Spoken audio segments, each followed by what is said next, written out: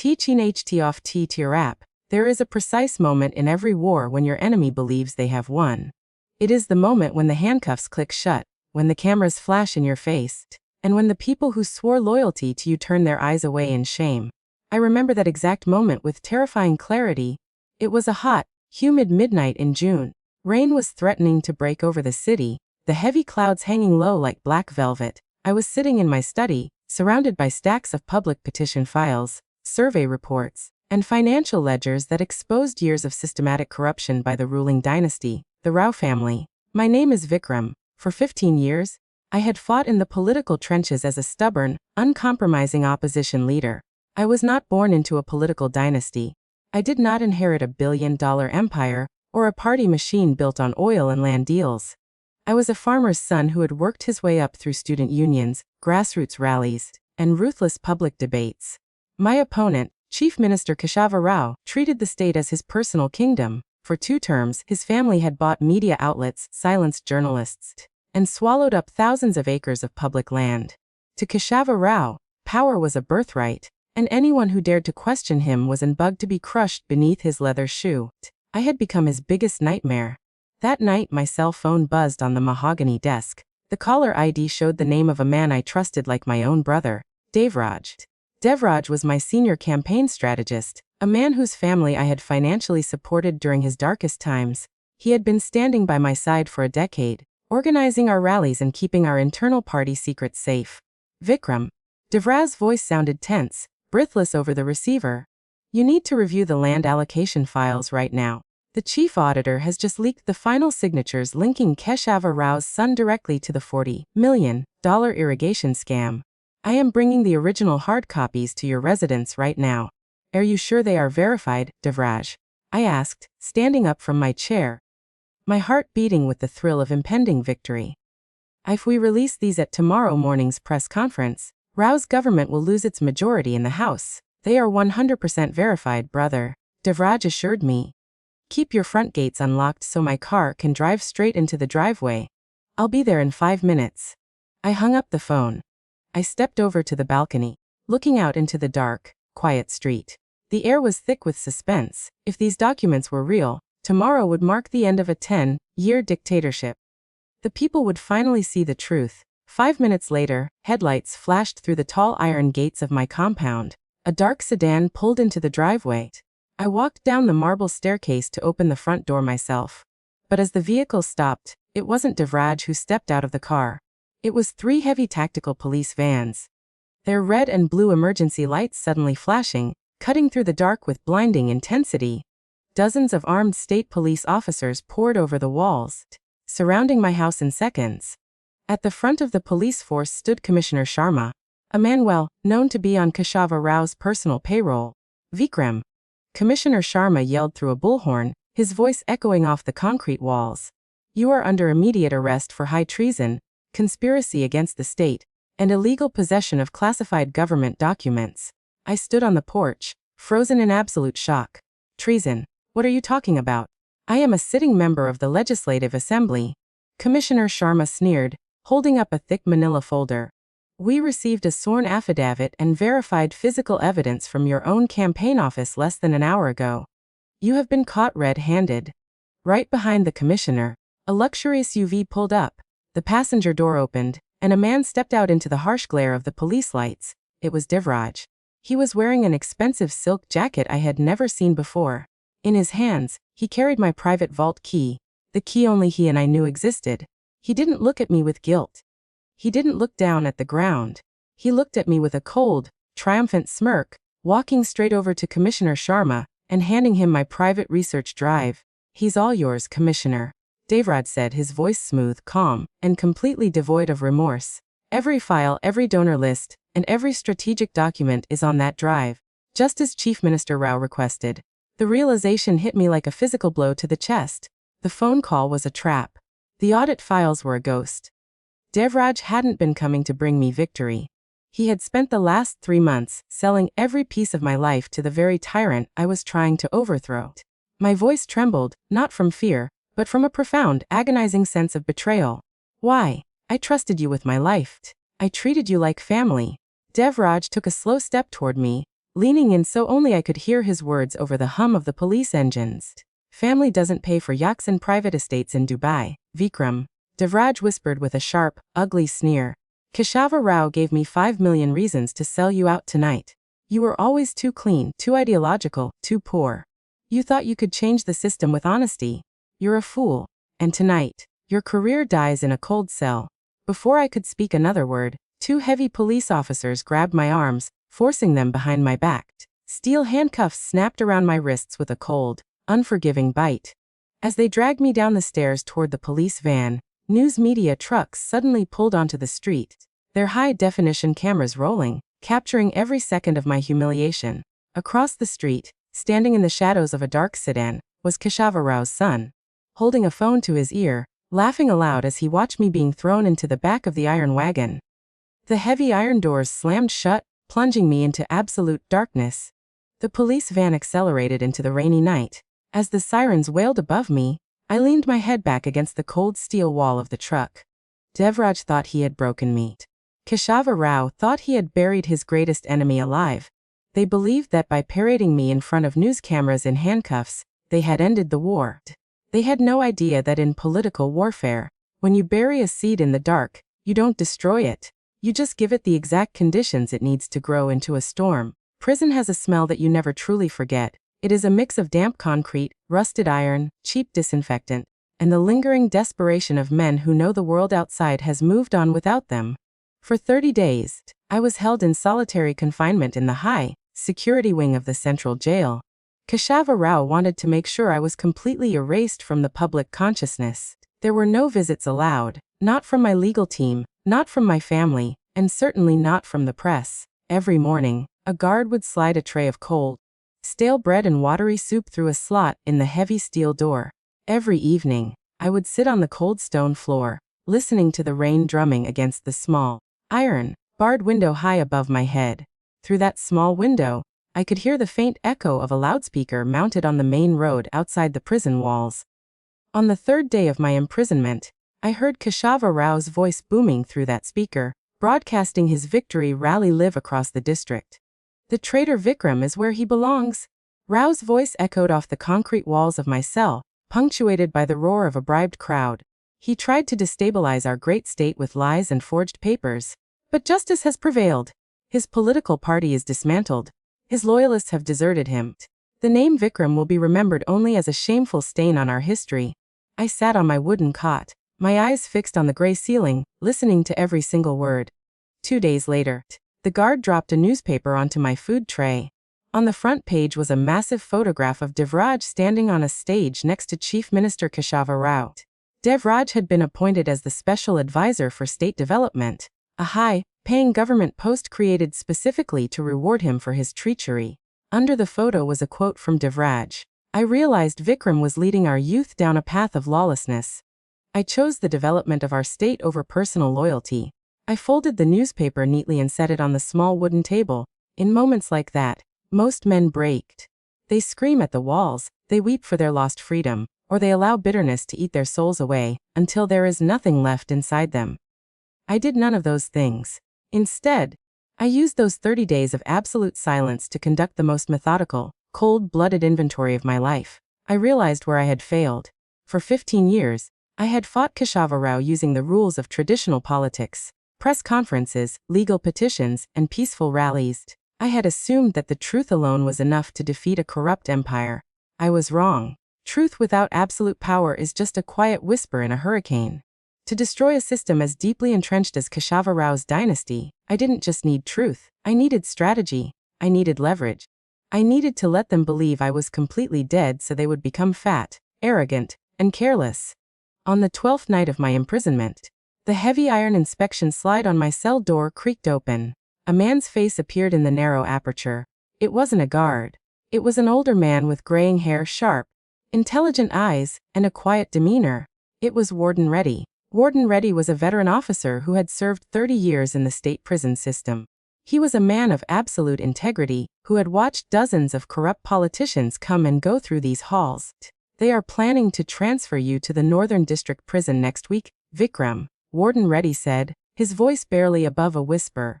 Keshava Rao's son visited the Inspector General's office today. They want you kept away from the capital until after the upcoming state general elections. I looked up from my cot, my expression calm and unbothered. Let them transfer me wherever they want, Warden. Warden Reddy looked at me thoughtfully through the bars. You aren't angry, Vikram. They broke your party. Your deputy, Devraj, has taken your entire organization with him. You have no money left in your campaign funds. I stood up slowly, walking toward the cell door, standing inches away from the iron bars. Warden, I said softly, my voice cold and focused, when a hunter wants to catch a tiger, he doesn't run through the forest making noise. He sits in the tall grass, perfectly still, and waits for the beast to step into the clearing. I paused, looking deep into the old officer's eyes. Keshava Rao thinks he has put me in a cage.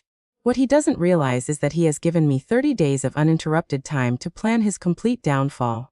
Tell me, how is the warden's pension fund doing under Rao's new administrative cuts? Warden Reddy's eyes flickered with a sudden, intense spark of interest. He tightened his grip on his iron keys. They cut our benefits by 40% last month, Reddy admitted, his voice tight with suppressed anger. The entire civil service is furious, but everyone is too terrified of Rao's police to speak out. I leaned closer to the bars. Then, listen to me, very carefully, Reddy. In 2 weeks, my legal team will file a habeas corpus petition in the High Court. The state will be forced to release me on bail, because their treason charges are based on forged affidavits. When I step out of these iron gates, I don't want a political rally waiting for me. What do you want? Reddy asked. I want the private contact numbers of the retired civil service union leaders, the police welfare officers, and the state transport directors. I whispered. The people who actually run this state, while Keshava Rao sits in his air-conditioned palace. A Warden Reddy stared at me for a long, silent moment. Then, a slow, knowing smile touched the corners of his mouth. You really are a dangerous man, Vikram, he murmured. No, Warden, I replied quietly. I'm just a man who has nothing left to lose, and everything to reclaim. On a cold, foggy Tuesday morning, the High Court tossed out the state's treason charges against me for lack of credible evidence. The prosecution's primary witness, a bribed clerk, had panicked under cross-examination by a senior constitutional lawyer who had agreed to represent me pro bono out of respect for my late father. The judge ordered my immediate release. When the heavy iron gates of the central jail creaked open, there were no fanfare celebrations.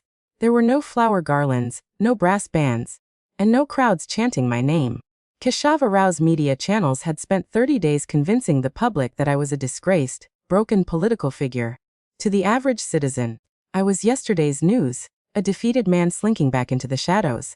Standing outside the prison gates in the freezing fog was a single, beat-up white sedan. Inside sat my old mentor, Professor Shastri, an 80-year-old retired political science historian who had taught me during my university days. He looked frail, wrapped in a thick wool shawl, but his eyes were as sharp as diamonds. I got into the front passenger seat, closing the door quietly behind me. You look thin, Vikram, Professor Shastri said gently, handing me a flask of hot tea. Thin steel is flexible, Professor, I replied, taking a sip of the tea, feeling its warmth spread through my chest. How bad is the situation outside? Professor Shastri pulled out a map of the state, laying it over his knees. It is exactly as you predicted, Shastri explained, his finger tracing the electoral districts. Keshava Rao has called for early state elections in 4 months. He believes the opposition is entirely dead. Devraj has taken 80% of your former precinct leaders and integrated them into Rao's party machine. They are spending millions on billboards, television ads, and free handouts. And our party accounts, I asked. Frozen by the tax authorities, Shastri sighed. You have no official campaign funds. You have no major media coverage. Every prominent business owner in the capital is terrified of donating a single rupee to your cause. I looked out the window as the white sedan rolled down the highway toward the capital. I saw massive 50-foot billboards lining the road, featuring giant portraits of Keshava Rao and Devraj smiling side by side under the slogan Estabeluel to H. And Uravalid Liders Ipe. I looked at Devraj's face on those billboards, the face of the man who had sold me out for $5 million. They think money and media can buy the soul of this state, I said softly. They are building their entire campaign on top of a mountain of paper. So, what is your plan, Vikram? Professor Shastri asked, looking at me sideways. You cannot fight a 30 million-dollar election machine with empty hands. We aren't going to fight them on their ground. Professor, I said, a cold, sharp smile spreading across my face. Keshava Rao is spending all his money on televisions, newspapers, and high-tech rallies in the big cities. He is ignoring the rural districts, the small towns, the transport workers, and the state employees whose pensions he stole. I pulled out a small black notebook Warden Reddy had slipped into my coat pocket before I left the prison. For the next 90 days, we go completely underground, I commanded. No public press conferences, no TV interviews, no grand speeches. I will travel from village to village, town to town, meeting 20 people at a time in quiet living rooms, bus depots, and local tea stalls. Professor Shastri raised an eyebrow. A quiet campaign. A silent revolution. I corrected him. When a man speaks on a television screen, people listen with half an ear while eating dinner. But when a man sits in your kitchen, looks you in the eye, knows your pain, and promises you justice, that promise stays in your heart forever. For the next 3 months. While Keshava Rao lived in luxury, flying in private helicopters to address grand, staged rallies of paid attendees, I lived out of the back of that beat-up white sedan. I traveled through 240 villages across the state. I met with retired civil servants who hadn't received their pensions in 6 months. I met with small farmers whose land had been illegally seized for Rao's commercial real estate projects. I met with young university graduates who were driving rickshaws because corrupt officials demanded $50,000 for basic government entry jobs. I didn't offer them money. I didn't hand out free whiskey or silk saris like Keshava Rao's operatives did. I offered them something far more dangerous to a tyrant: a voice, a plan, and an absolute guarantee of accountability. Every night, while sitting in modest village huts under the dim light of solar lamps, I helped the locals organize quiet, grassroots voting networks. We created a secret chain of communication.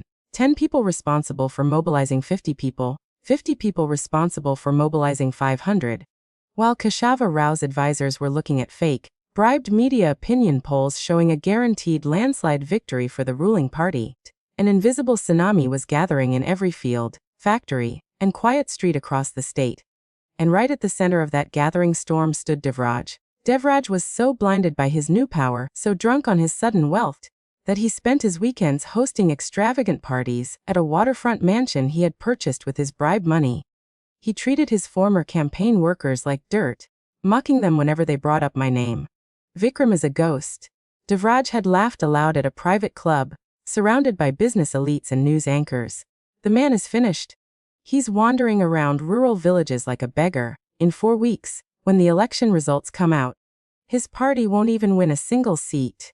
I heard about his mockery that very night through a text message sent by one of Devraj's own household servants, a man whose daughter's medical bills I had paid 5 years ago. I stared at the phone screen, sitting in a quiet room in a small rural inn. Laugh while you can, Devraj, I whispered into the quiet dark. Celebrate your mansion. Enjoy your wine. Because what Devraj and Keshava Rao didn't know was that the very servant who poured his drinks, the driver who steered his luxury car, and the technicians who operated the state's election broadcast equipment, had all joined the silent network. The stage was set. The trap was laid. And the greatest political ambush in the history of the state was about to begin. 7 days before the state general election, the ruling party organized what was meant to be the final, crushing blow to the opposition. They scheduled a grand state political debate, a live, nationwide television broadcast featuring Chief Minister Keshava Rao, his top strategist Devraj, and representatives from minor political factions. The event was held in the capital's largest indoor auditorium, packed with 3,000 invited guests, wealthy businessmen, high-ranking bureaucrats, foreign investors, and a wall of international media cameras. To make the debate look like a fair democracy, Keshava Rao's team had sent an invitation to my small, underfunded office 48 hours prior.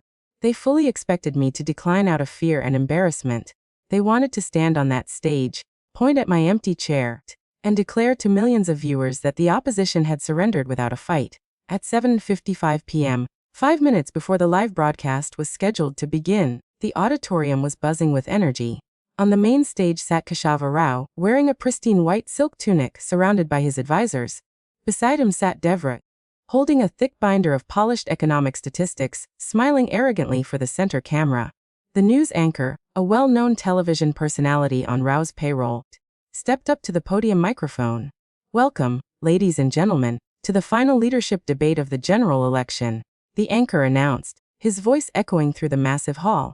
"Tonight, we examine the future of our great state. As expected, the seat for opposition leader Vikram remains." Before the anchor could finish the word empty, the heavy double doors at the back of the auditorium slammed open. The sudden sound echoed like a gunshot through the air-conditioned hall. 3,000 heads turned simultaneously toward the main entrance. The heavy television broadcast cameras automatically swung their lenses toward the aisle. Walking down the center carpet, completely alone, wearing a simple, ironed white cotton shirt and leather sandals, was me. I didn't have a security detail. I didn't have a team of briefcase-carrying aides. I walked with long, slow, confident strides, my posture straight, my eyes fixed directly on Keshava Rao and Devraj. A sudden, breathtaking gasp rippled through the audience. Devraj's smile froze instantly. The binder in his hand slipped slightly, hitting the wooden desk with a sharp thump. Keshava Rao's eyes widened in genuine shock, his hand reflexively tightening around his glass of water. "I apologize for the slight delay." My voice rang out loud, clear and steady as I reached the stage. The traffic outside was heavy, mostly caused by the dozens of public buses your party rented to haul in paid audience members. A sudden wave of nervous chuckles erupted from the rear seats where the press crew was stationed. The news anchor swallowed hard, looking frantically off, camera at Keshava Rao's media director for guidance. But the broadcast was already live across 12 major television networks. Millions of citizens in every living room, tea stall, and village square were watching. Interrupting the feed now would be an open admission of utter cowardice. "Mr. Vikram," the anchor stammered, trying to regain his composure. "We did not expect you to attend tonight." "I know you didn't," I said, stepping up to my assigned podium on the far left of the stage. "That is precisely why I am here." Keshava Rao leaned into his microphone, his face twisting into a mocking, superior smirk, trying to regain control of the room. "Let the fool speak," Rao declared loudly, waving his hand dismissively. "It is good that Vikram has come tonight. The public deserves to see the face of a man who spent 30 days in jail for treason. Tell us, Vikram, have you come to apologize to the people of this state before they wipe your party off the map forever?" Devraj let out a loud, practiced laugh from his desk, looking toward the front row guests for approval. I waited. I stood behind my podium in complete, absolute silence for 5 full seconds, letting the laughter die down until the entire hall grew dead quiet. Then, I reached into my simple canvas bag and pulled out a small, metallic silver hard drive and a stack of red stamped legal documents. "I didn't come to apologize, Chief Minister," I said, my voice dropping into a low, lethal cadence that resonated through the studio microphones. "I came to present the final audit report of the State Infrastructure Trust." The smirk on Devraj's face vanished instantly. "What is that rubbish?" Devraj snapped into his mic, his voice suddenly sounding tight, high-pitched, and anxious. "The debate rules strictly forbid unverified documents on stage." "Unverified?" I asked, turning my gaze directly toward Devraj. "Devraj, you should recognize this hard drive very well. It is the exact drive you stole from my house 4 months ago when you set me up for arrest." The audience leaned forward, every breath held in absolute suspense. "You see," I continued, looking directly into the primary broadcast camera lens, speaking straight to the millions of voters watching at home. Devraj thought he was selling my private files to Keshava Rao for $5 million. What Devraj didn't know was that I knew he was a traitor 2 weeks before he ever made that deal. A wave of intense, audible shock swept through the front rows. Devraj stood up from his chair, his face turning an ash-gray color. "That's a lie! He's making it up. I let you steal that drive, Devraj," I said, my voice calm, precise, and completely cutting him to pieces, because embedded inside those files was a trackable, encrypted forensic ledger. For the past 4 months, every time you and Chief Minister Rao moved money through those fraudulent offshore accounts in Dubai to pay off your media network, every transaction was automatically mirrored and logged directly onto the servers of the Federal Tax Intelligence Authority. It was as if an invisible bomb had exploded on that live stage. Keshava Rao jumped out of his leather seat, his face turning a dangerous, dark purple shade of rage. "Shut down the cameras. Turn off the live feed immediately," he screamed toward the control booth. "Don't turn off those cameras," I roared, my voice booming across the auditorium with the full, raw power of 15 years of built-up authority. "Because if you cut this feed, The Federal Enforcement Directorate will execute the arrest warrants that were signed by the High Court 30 minutes ago. Right on cue. The heavy double doors at the back of the hall opened once again. Stepping into the auditorium were 10 senior officers from the Federal Financial Crimes Bureau. Accompanied by federal marshals, they walked down the center aisle, their boots clicking firmly against the floor, heading straight for the stage.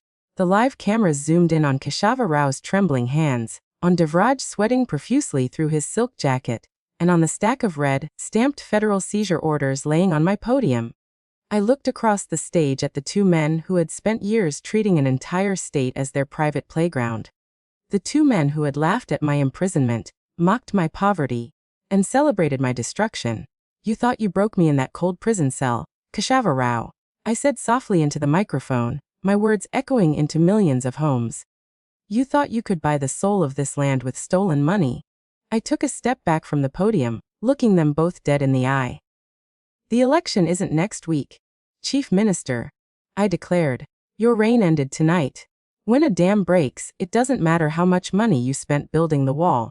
The water sweeps everything away in its path." The live television debate disaster of that Tuesday night shattered Keshava Rao's political empire in less than an hour.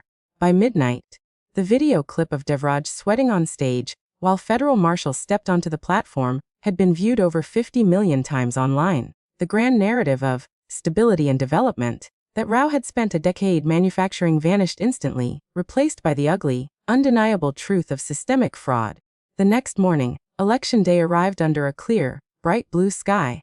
What followed was a historical event that political analysts across the nation still discuss in hushed, reverent tones. In previous elections, voter turnout in the state averaged around 60%. The wealthy and middle classes often stayed home, convinced that all politicians were corrupt, and that changing the face at the top meant nothing.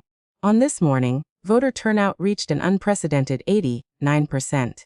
Long lines of citizens stretched for blocks outside polling stations before the doors even opened at 700 a.m. There were elderly pensioners holding their wooden canes, young university students voting for the first time, factory workers still wearing their blue overalls, and humble village women who had traveled miles on foot to cast their ballots. They didn't come because of grand party advertisements. They came because of the quiet promises made in small, dim living rooms over the past 3 months. They came because they had seen a man stand up on live television, face down a ruthless machine, and speak the raw, unvarnished truth. Inside the ruling party headquarters, absolute panic reigned. Keshava Rao had locked himself in his private command center, surrounded by screaming political advisors, frantically trying to contact senior judges and federal officials to halt the counting of votes. But no one answered his calls. The very bureaucrats who had bowed to him for 10 years were suddenly unavailable, mysteriously out of their offices, or refusing to take his messages. Devraj was holed up in his waterfront mansion, frantically packing leather duffel bags with cash, foreign currency, and jewelry, preparing to flee to the airport under the cover of darkness. At 5:00 p.m., the electronic voting machines were sealed, and the official counting began. The first round of results came in from the rural northern districts, the very districts Keshava Rao had dismissed as unimportant. The news anchors on state television sat in stunned silence as the numbers rolled across the screen in bright red and green graphics. "This is not just in lead, ladies and gentlemen," one seasoned political commentator declared, his voice trembling with excitement. "This is an absolute, unprecedented political wipeout. The ruling party is losing ground in every single precinct, including their own family strongholds." By 8:00 p.m., as the final urban votes were tallied, the wave turned into a roaring wall of water. Out of the 240 legislative seats in the state assembly, my party, a party that 4 months ago had no campaign funds, no media support, and whose leader was sitting in a solitary confinement cell, won 194 seats. It was the largest, most overwhelming landslide mandate in the 60-year history of the state. Keshava Rao lost his own personal seat in his family home district by over 40,000 votes. A district his family had controlled for 3 generations. Outside my modest, simple office downtown, a crowd of over 100,000 people had gathered in the streets. They carried no paid party banners. They set off no expensive fireworks. They stood together in the warm night air, holding up lit mobile phones, creating a sea of stars that stretched as far as the eye could see, softly chanting a single word, Vikram. Vic. Ram. I stood at the window of my second-floor office, looking down at that vast ocean of light. Professor Shastri walked up behind me, resting a gentle hand on my shoulder. His eyes were filled with tears of pure, quiet joy. They tried to bury you in the dark, my boy. Shastri whispered, his voice shaking with emotion. They had no idea you were the seed. I looked at my hands.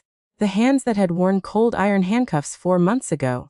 The hands that had held cold prison bars while Keshava Rao's voice mocked me over a loudspeaker. I didn't feel a surge of wild triumph. I didn't feel the urge to jump up and down or shout at the sky. I felt a deep, profound, and heavy sense of responsibility. The people hadn't just voted for me to punish Keshava Rao. They had handed me the heavy sword of state authority because they believed that justice was still possible in a broken world. Professor, I said quietly, turning to face my old mentor, prepare the car. Where are we going, Chief Minister? Shastri asked, using my new title for the very first time. I looked out the window toward the government palace sitting on the hill in the distance. It's time to clean house, I said. At 10:00 a.m. on Thursday morning, I stood on the grand marble balcony of the State Assembly complex, taking the official oath of office as the newly elected Chief Minister. I wore the same simple white cotton shirt I had worn on the night of the live television debate. I swore the oath not on private power or political loyalty, but on the Constitution. Holding my right hand steady as 200,000 citizens watched from the grand lawn below. The moment the ceremonial gun salutes finished, I didn't head to a celebratory banquet or a private victory party.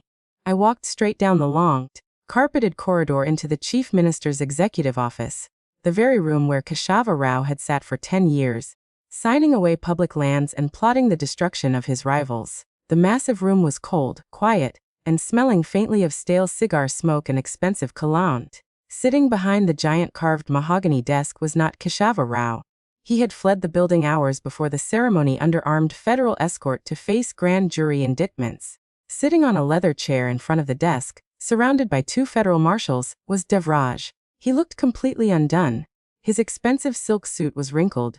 His hair was disheveled, and his hands were cuffed in front of him. On the floor beside his feet sat 2 heavy leather duffel bags stuffed with seized foreign currency. The money he had tried to take to the airport before federal agents intercepted his vehicle at a roadblock.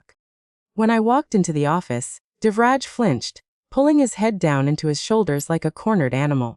I walked over to the giant leather chair behind the mahogany desk, the chair of the Chief Minister, and sat down slowly. I didn't speak. I simply rested my elbows on the dark wood, interlacing my fingers, looking at the man who had sat in my living room 4 months ago and sold my life for $5 million. The silence in the grand office stretched for 1 minute, 2 minutes, 3 minutes. The psychological weight of that silence broke Devraj completely. Vikram. Please. Devraj suddenly burst out, tears welling up in his bloodshot eyes as he fell forward off the chair, landing on his knees on the carpet, his cuffed hands raised in a desperate, trembling plea. Please, Vikram, you have to listen to me. It was Rao. Keshava Rao forced me to do it.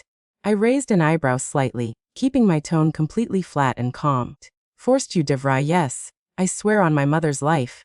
Devraj sobbed, wiping his nose with his sleeve, begging like a dog. Rao threatened my family. He said if I didn't hand over your private research files, he would ruin my career, destroy my reputation, and have me put away forever. I had no choice, Vikram. I did it to protect myself. I always cared about you. I was trying to protect you from the inside. I looked at him, at the pathetic, whimpering display of a man who had stood in my driveway 4 months ago, sneering in my face, telling me that family doesn't pay for yachts in Dubai. I reached into the top drawer of the desk, pulled out a thin, yellowed sheet of paper, and laid it gently on the polished mahogany surface. It was a bank transfer document dated 3 years ago. Devraj, I said softly, my voice cutting through his frantic sobbing like a cold steel blade. Do you remember what this is? Devraj blinked through his tears looking at the paper. I don't know. This is the receipt for $30,000. I explained, leaning forward. 3 years ago, when your daughter developed a rare spinal condition and needed emergency surgery in Germany, your campaign salary couldn't cover the cost. You came to my house at 200 a.m., crying on my porch, telling me your little girl was going to die. Devraj froze, his jaw trembling violently. I didn't have $30,000 in my personal savings. I continued, speaking with a quiet, agonizing intensity. So I sold my late mother's ancestral land, the only piece of property my family owned, and I wired the money to the hospital in Munich before sunrise. Your daughter lived, Devraj. A heavy, suffocating silence fell over the room once again. I didn't ask you to pay me back, I said, my voice barely above a whisper. I didn't ask you for interest. I didn't demand your loyalty. I treated you like my own brother, because I believed that human beings are fundamentally good. I stood up from the chief minister's chair, walking around the long mahogany desk until I stood inches away from where Devraj knelt on the floor. You weren't forced by Keshava Rao, Devraj, I said, looking down at his bowed head. You weren't terrified. You were simply greedy. You saw a chance to trade my life, my honor, and my trust for luxury mansions and offshore bank accounts. You believed that because I was humble, I was weak. Devraj buried his face in the carpet, weeping uncontrollably, his shoulders heaving with pure, pathetic remorse. What are you going to do to me, Vikram? Devraj whimpered from the floor. Are you going to put me in that same solitary cell? I looked at the federal marshals standing near the door. No, Devraj, I replied quietly, I am not going to put you in a solitary cell. That would imply I hold personal vengeance against you. I turned my back on him, walking toward the grand floor, to ceiling window overlooking the city below. You will be tried under the Public Corruption and State Treason Act, I declared, my voice cold, official, and absolute. You will face the full, unyielding weight of the independent judiciary. Every dollar you took will be seized and placed into the state employee pension fund. Every asset you purchased with bribe money will be auctioned off for public housing. I signaled to the federal marshals. Take him away. The marshals stepped forward, grabbing Devraj by his arms, lifting him off the carpet, and dragging him toward the door. Devraj didn't scream. He didn't plead anymore. He simply let his head hang down, weeping silently as his leather shoes dragged across the marble floor. The heavy oak doors clicked shut behind them. I stood alone in the quiet, grand office of the chief minister, looking out at the city basking in the afternoon sun. The betrayal was settled. The traitors were broken. The empire of lies was destroyed, and for the first time in 15 years, the air inside that palace felt clean. Power, when won through dramatic struggle, can easily become a poison if you forget why you fought for it in the first place. Dozens of victorious political leaders, once they step into the grand halls of authority, fall into the exact same traps as the tyrants they replaced. They move into lavish mansions, surround themselves with flattering courtiers, and use state power to reward their friends and punish their enemies. I swore to myself on my very first day in office that I would never allow the poison of arrogance to touch my soul. Over the next 2 years, our administration executed a transformation that redefined the political landscape of the state. We didn't spend public money building grand monuments or erecting 40-foot statues of ourselves. Instead, we directed every available dollar into structural accountability. First, we established the Independent Anti-Corruption Commission, a judicial body completely free from political influence, led by retired judges of unquestionable integrity. We passed a law requiring every sitting government official, including the chief minister, to publish their complete asset declarations online every 6 months for public audit. Second, we recovered over $400 million in stolen state funds from Keshava Rao's offshore accounts and commercial real estate shell companies. With that money, we restored the full pensions of 90,000 retired civil servants, teachers, and transport workers whose futures had been stolen by the previous regime. We built 300 modern, free community health clinics across rural districts, ensuring that no family had to sell their ancestral land to pay for medical care. And third, we reformed the state police department, stripping away political influence over officer assignments, ensuring that no citizen could ever be wrongfully arrested or framed in the dark of night for speaking truth to power. As for Keshava Rao, his trial lasted 14 months.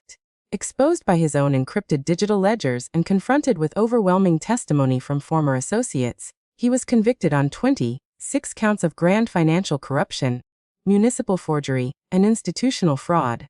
He was sentenced to 12 years of rigorous imprisonment in the very same central jail where he had locked me up 2 years prior. His grand private estates were seized by the state and converted into public vocational training centers for underprivileged youth. On a warm, golden afternoon in late October, 2 years after taking office, I decided to take a private walk without my usual convoy of security vehicles. I wore my simple white cotton shirt, walking through the pathways of the city's primary public park. A park that had once been slated for illegal commercial demolition by Keshava Rao's developers, but which we had saved and restored for the public. Leaves were falling gently from the ancient banyan trees, casting long, soft shadows across the stone walkways. Children were running across the green lawns, laughing and flying colorful paper kites. Elderly citizens sat on wooden benches, reading newspapers and chatting peacefully in the warm sunlight. Near the central fountain, sitting on a humble concrete bench, was an old man wearing an ill-fitting, faded jacket. It was Keshava Rao's son.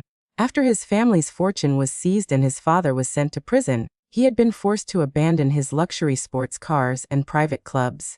He now worked as a clerk for a small private shipping company, earning a modest monthly living, completely ignored by the high society elites who had once fallen at his feet. He was holding a paper bag containing a simple sandwich, staring quietly at the ground. When he looked up and saw me walking along the stone path, he froze completely. His face paled slightly, a flash of old fear and deep shame flickering across his eyes. He instinctively made a movement to stand up, as if preparing to leave or duck his head away. I stopped walking. I looked at him for a long, quiet moment. I didn't smile with arrogance. I didn't glare at him with lingering hatred. I didn't make a single gesture to remind him of his family's total downfall. I simply gave him a small, respectful nod of my head, a quiet recognition of a fellow human being, and kept walking down the path under the shade of the banyan trees. As I walked away, I heard him slowly sit back down on the concrete bench, letting out a long, shuddering sigh of relief. He had expected me to use my absolute power as chief minister to ruin him, to mock him, or to throw him out of the park. He didn't understand that true power doesn't lie in crushing your fallen enemies. True power lies in creating a world so fair, so just, and so clean that even the children of your former enemies can live in peace without fear of tyranny. When people look back at this journey, from the dark, rainy night of my wrongful arrest to the sweeping landslide that brought me to the chief minister's desk, they often focus on the dramatic twists of strategy. They talk about the forensic hard drive, the live television ambush, and the silent rural campaign that caught a billion-dollar political machine completely off guard. But the true victory of this story was not won on a television stage or inside a voting booth. It was won in the quiet dark of a solitary prison cell during those 30 days of absolute isolation. In our modern world, we live in an era where people are obsessed with immediate results, grand displays of wealth, and loud, aggressive dominance. We see corrupt people winning short-term victories, arrogant leaders stepping on the weak, and traitors being rewarded with luxury mansions and high titles. It is easy, in moments like that, to lose faith. It is easy to convince yourself that honesty is a flaw, that loyalty is foolish, and that the only way to survive in a broken world is to become as cruel and cynical as the people who hurt you. If you are currently going through your own dark season, if you have been betrayed by someone you trusted with your life, if you have been humiliated by arrogant people who treat you like a nobody, or if you feel like you are locked in a cold cell while your enemies celebrate, I want you to hold on to these 3 fundamental truths first. Never measure the final outcome of a battle by the success of a traitor's initial move. Treachery is easy because it requires no courage. It is a quick, cowardly shortcut taken by weak minds. But a fortune or a career built on betrayal is like a house constructed on frozen ice. The moment the sun of truth rises, the foundation melts away, and the collapse is absolute. Second, do not waste your energy on reckless, emotional revenge. When people wrong you, your anger is a gift to them. It clouds your judgment, drains your strength, and makes you predictable. Instead, embrace quiet discipline. Step back into the shadows, gather your facts, build your strength in silence, and allow time and truth to do the heavy lifting for you. And third, remember that the ultimate purpose of rising above your enemies is not to become a tyrant yourself. Revenge that only replaces one bully with another is not victory. It is just a continuation of the same ugly cycle. True victory is standing in your absolute authority, using your power to heal what was broken, protect the vulnerable, and leave behind a legacy of justice that outlives you. Devraj chose $5 million and a luxury mansion over 10 years of brotherhood, and he lost his freedom, his name, and his soul. Keshava Rao chose arrogance and stolen millions over public service, and he ended his life in a cold iron cell. I chose patience, truth, and the quiet trust of humble people, and I received the honor of rebuilding an entire state. In the end, The world does not belong to the loudest talkers, the wealthiest tyrants, or the most cunning traitors. The world belongs to those who can endure the darkest night without losing their integrity, knowing that when the dawn finally breaks, truth will always have the final word. Thank you so much for spending your time with us today on Revolt. Every week, we bring you deep, dramatic, cinematic stories of resilience, strategic justice, emotional comebacks, and the ultimate victory of truth over betrayal. If Vikram's journey from a prison cell to the Chief Minister's office touched your heart and inspired your spirit today, please take a quick second to hit the likey button on this video. Your support helps our channel share these powerful lessons of courage and justice with millions of viewers around the world. We want to hear your personal thoughts in the comment section below. What moment in Vikram's comeback meant the most to you? How would you have reacted if someone you trusted like a brother betrayed you for money? Drop your thoughts in the comments. We read and reply to as many as we can. Don't forget to subscribe to Revolt and click the notification bell icon so you never miss a single full-length release. Share this story with a friend, a family member, or anyone in your life who might be going through a tough season and needs a powerful reminder that their current situation is not their final destination. Until our next story, remember, never bow your head to arrogance. Build your strength in quiet discipline, protect your integrity at all costs, and remember that no storm lasts forever. Thank you for watching. Stay strong, and we will see you in the next epic story.